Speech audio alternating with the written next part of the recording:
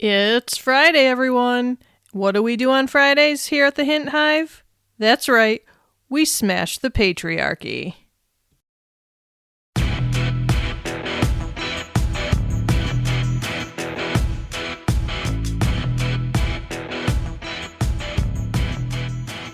Hey, my Hive! Welcome back to another episode of the Hint Hive, Amplifying Women's Voices. I'm your host, Kelly Hint, Queen Bee of this hive, and as always, we are here to dive into topics that matter. Today's episode, it's going to rattle some cages, and you know I'm all for that. We're talking about masculinity. Yep, you heard that right. But believe it or not all masculinity is toxic, and that's what we are unpacking today.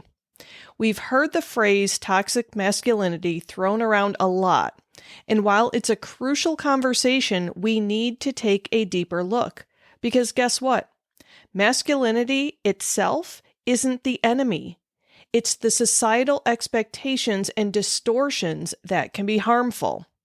So stick with me as we get into what healthy masculinity looks like, how we can recognize it, and why it's essential for the empowerment of both women and men.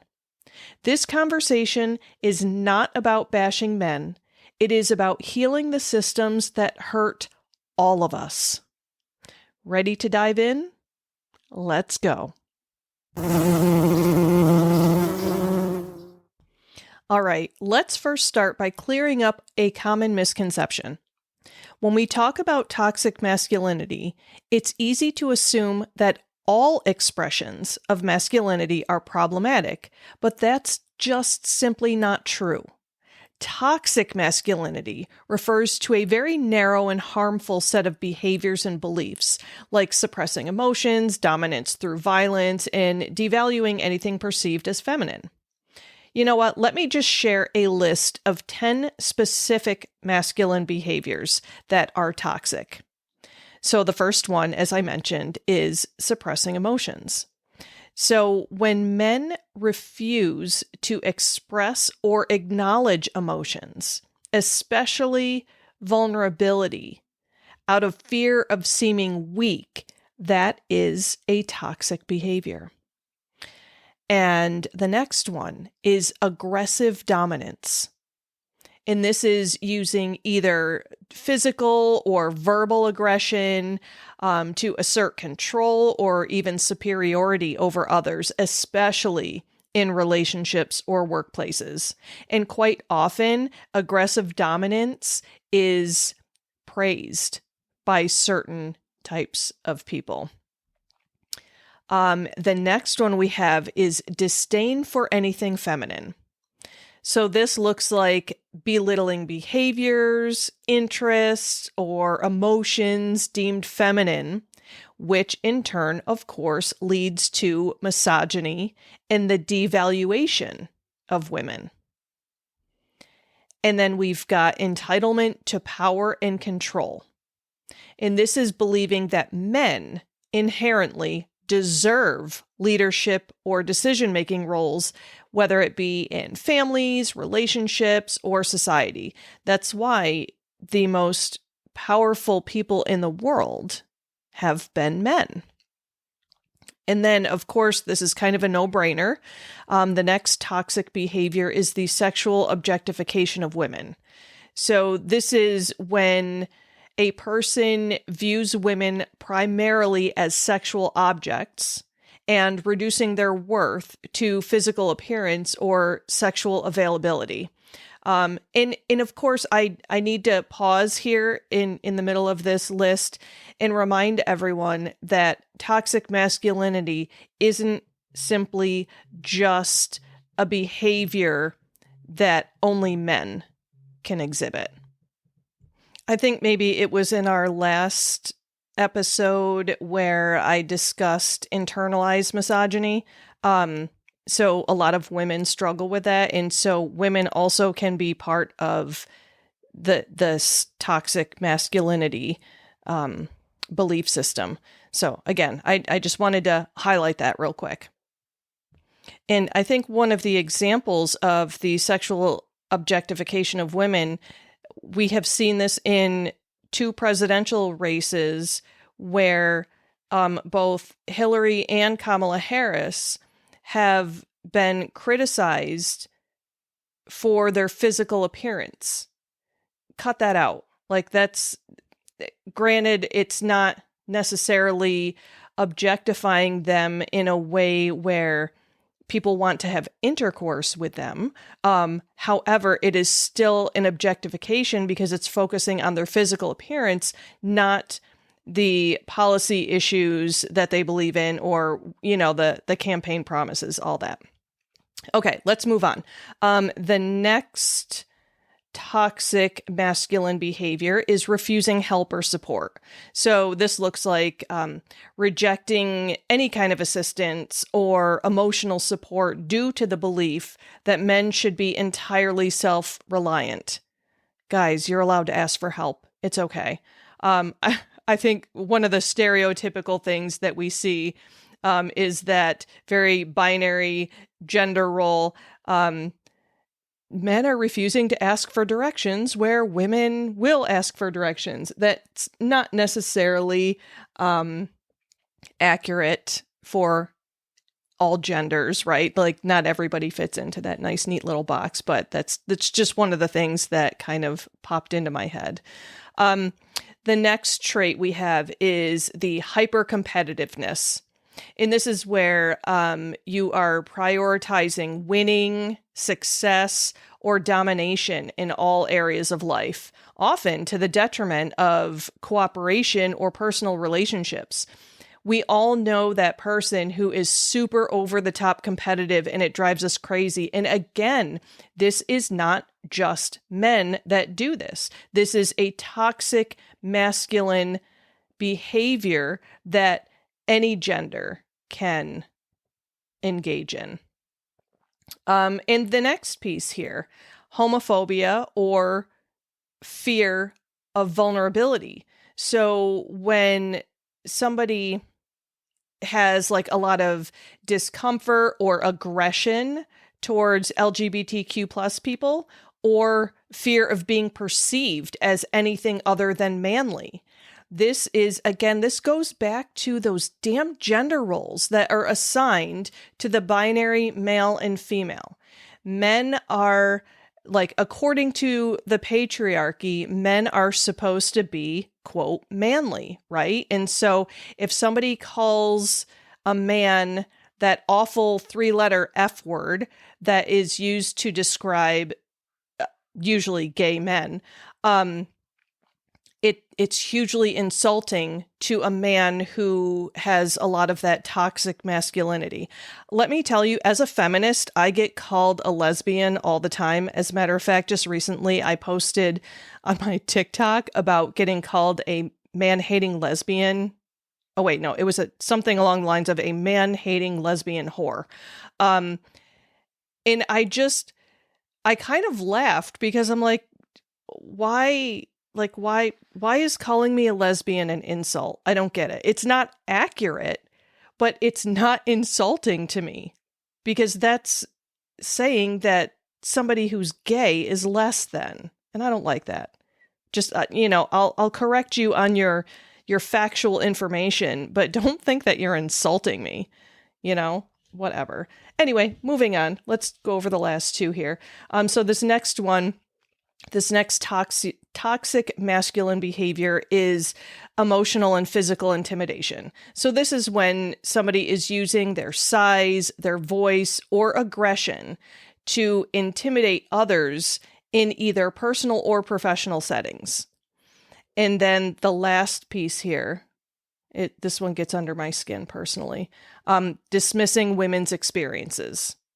So this is when a man will disregard or minimize women's perspectives, struggles, or emotions, which is, again, reinforcing a patriarchal mindset.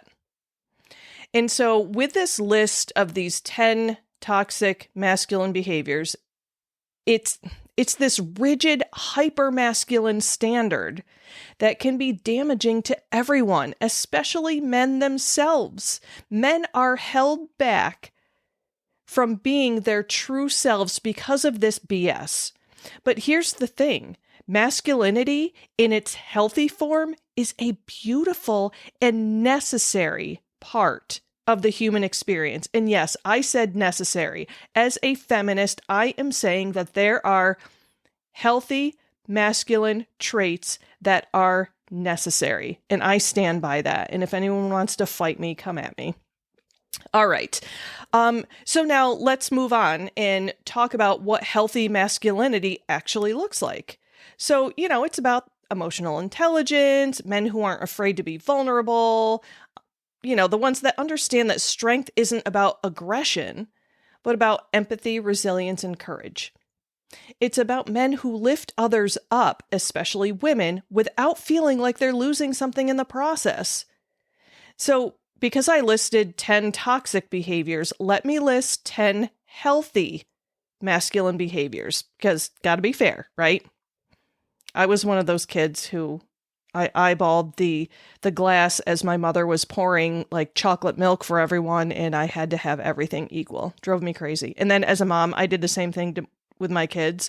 I would like literally get down to eye level to make sure I gave them the exact same amount. Okay. Sorry about the ADHD side tangent. Okay, here we go. Let's list healthy masculine behaviors. So as I mentioned previously, the first one is emotional intelligence and vulnerability. This man is expressing his emotions openly and comfortably.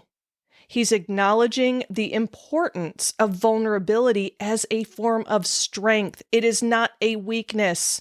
I cannot tell you, and I'm sorry to sexualize here a little bit, but it's damn sexy to me when a man has emotional intelligence and vulnerability. When my husband comes to me and expresses himself with his full heart and soul, I find that incredibly just wonderful. Okay. Moving on. Empathy and compassion. So when a man understands and shares the feelings of others and offers support in times of need without judgment, again, that is such an amazing feature. And this is both, it can be a masculine and a feminine trait. But again, I don't want to go down rabbit holes on all of these. The next one we've got here. Encouraging equality and collaboration. This is when a man will actively support gender equality and collaboration, especially in relationships, workplaces, and society at large. This is my son declaring that he is a blue-collar feminist because he believes that women should have all the same rights as anyone else. This is my husband being outraged at the inequality he sees among genders and the willingness that my husband has to be a partner in our marriage instead of a dominator in our marriage. And the next healthy masculine behavior is respecting boundaries. So this is recognizing and honoring the personal, emotional, and physical boundaries of others without coercion or pressure. No means no. And the next one, being a supportive partner. This is one of my favorites, obviously, because it affects me directly on a daily basis.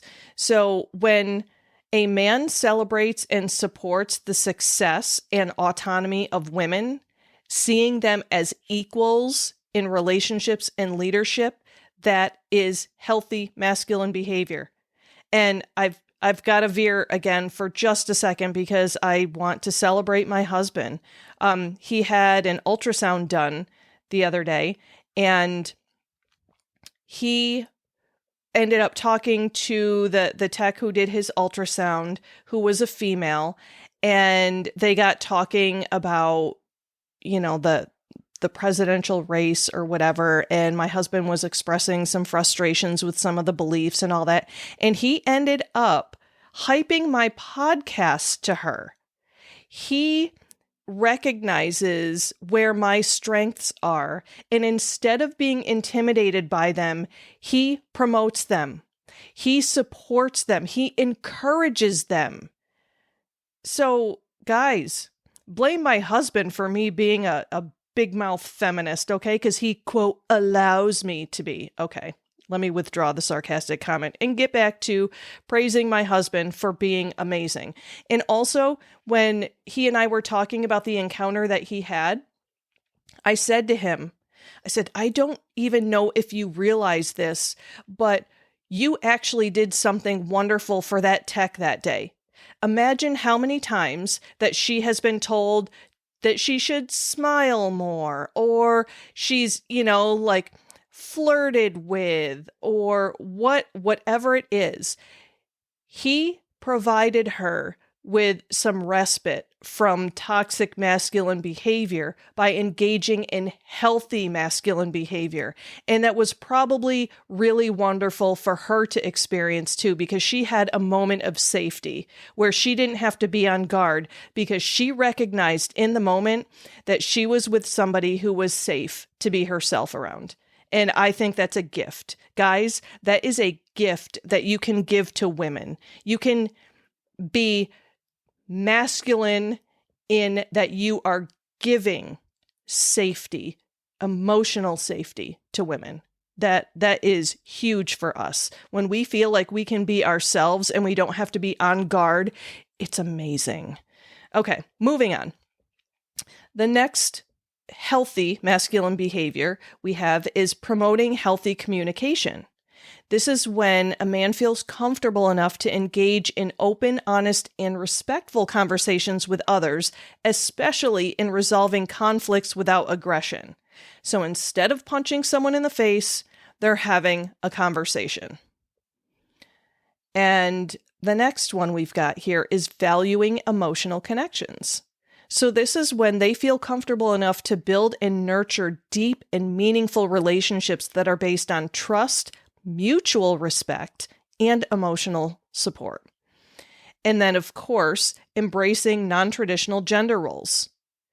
This is when they feel comfortable taking on roles traditionally seen as feminine, such as caregiving, homemaking, or emotional nurturing.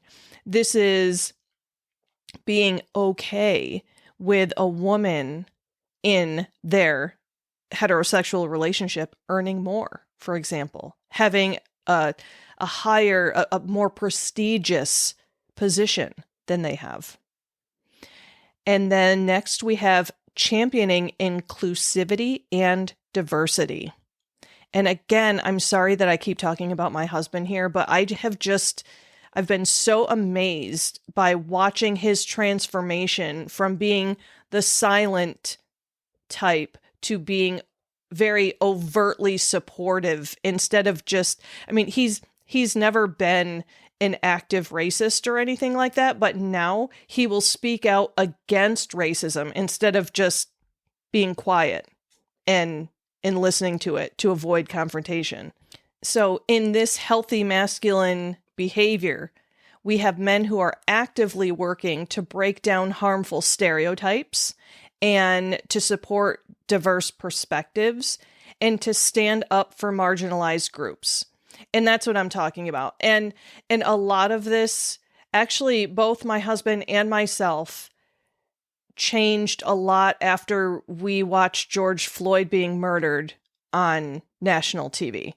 That just snapped something inside of our white little brains. We're like, oh my gosh, yeah, no, we can't just be passive about this anymore. We were passively anti-racist, and now we are actively anti-racist because there is no room in the world for that BS. And then this final piece, this last on the list of healthy masculine behaviors is practicing self-care and asking for help. So when a man takes care of his physical, emotional, and mental health and seeks supports when needed without shame, that fosters very healthy masculinity. And I hope that these examples that I gave you help to distinguish between harmful and positive expressions of masculinity.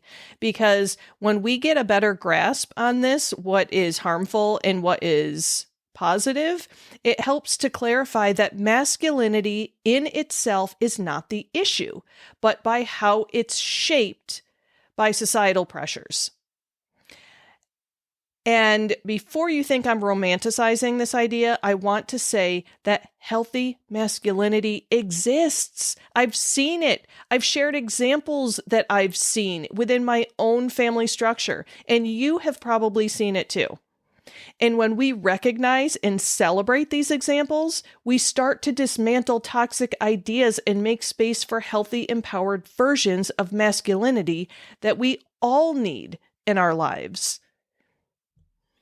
Now, let me get real for a second. A lot of us, myself included, have been conditioned to see men through the lens of patriarchy. We've been taught that men should be dominant, that their power comes from their ability to control situations, emotions, and people. And this is where that toxicity creeps in. But the truth is that a man's power does not come from being emotionally shut off or dominating a room. Real strength? It's in a man who isn't afraid to be himself, even if that means being soft, vulnerable, or nurturing. It's in those who show up with integrity and who support the women in their lives without feeling threatened by our strength. I have had the privilege of working with men who are unlearning these toxic messages and stepping into their true selves. I've had the privilege of marrying one of them. I've had the privilege of birthing and raising one of them. And you know what? These types of men are allies. They are the ones who champion equality, who are comfortable with powerful women, and who know that their masculinity isn't something to wield over others, but something to harness for good. That is the kind of masculinity we should be celebrating. Okay, and now let's talk about what we can do as women to encourage this shift, because this shift needs to happen, because this crap needs to stop. This toxic nonsense needs to stop. Because, believe it or not, we play a role here too.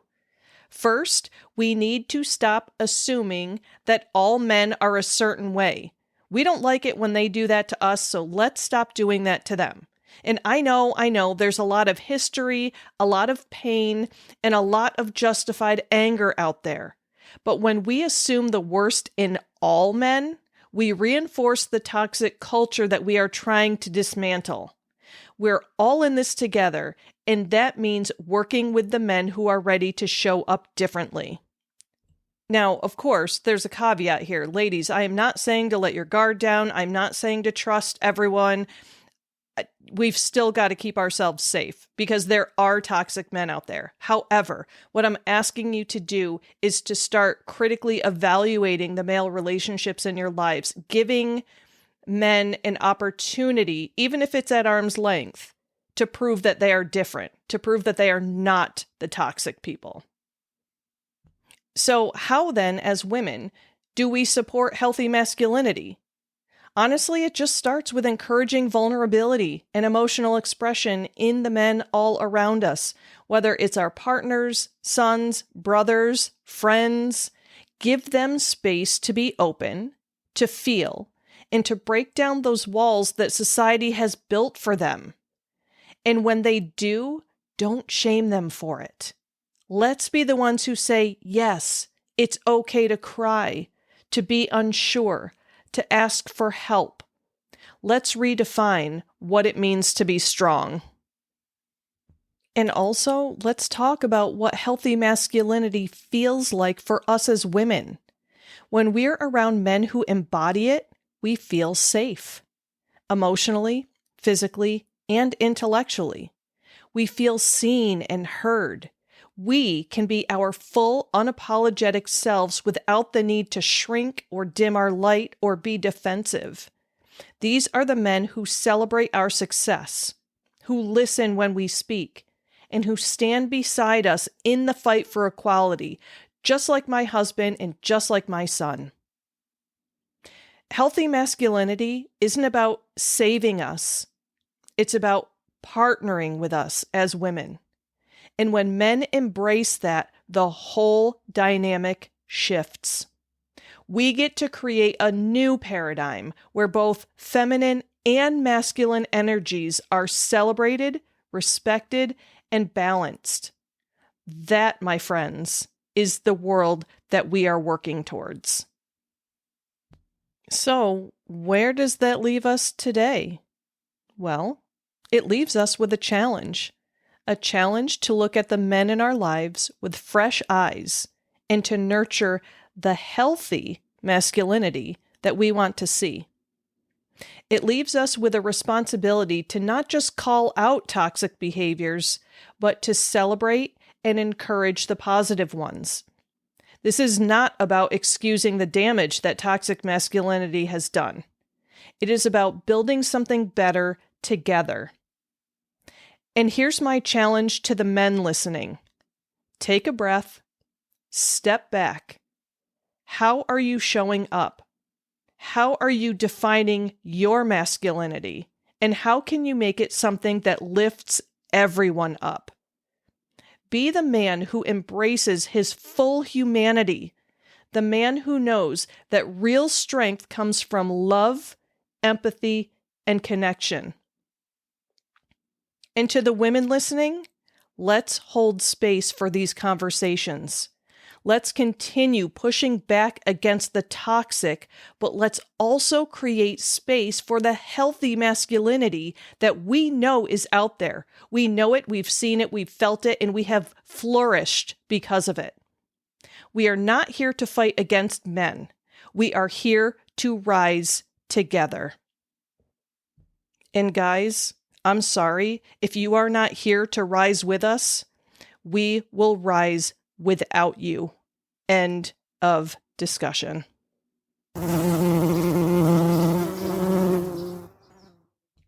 All right, Hive fam, that's a wrap on today's episode. Remember, not all masculinity is toxic, and we have the power to foster the kind of healthy masculinity that empowers everyone. I hope this conversation gave you something to think about, maybe challenged a few beliefs, and most importantly, empowered you to keep pushing for change. And if this episode resonated with you, share it with someone who needs to hear it. Let's keep these conversations going because that's how we create real lasting change. Until next time, take care of yourselves, support each other, and keep amplifying those voices. I'm Kelly Hint, and this has been the Hint Hive, Amplifying Women's Voices.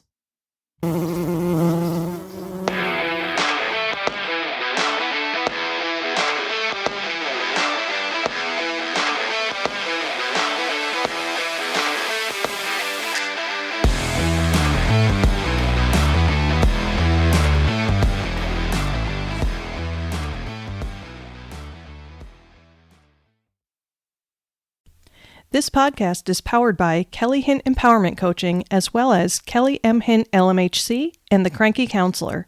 To find out more about coaching services, head over to CoachKellyHint.com. If you'd like to know more about the psychotherapy services I offer to individuals within the state of New York, you can check out KellyMHint.com. And if you'd like to learn more about aromatherapy, you can check out TheCrankyCounselor.com.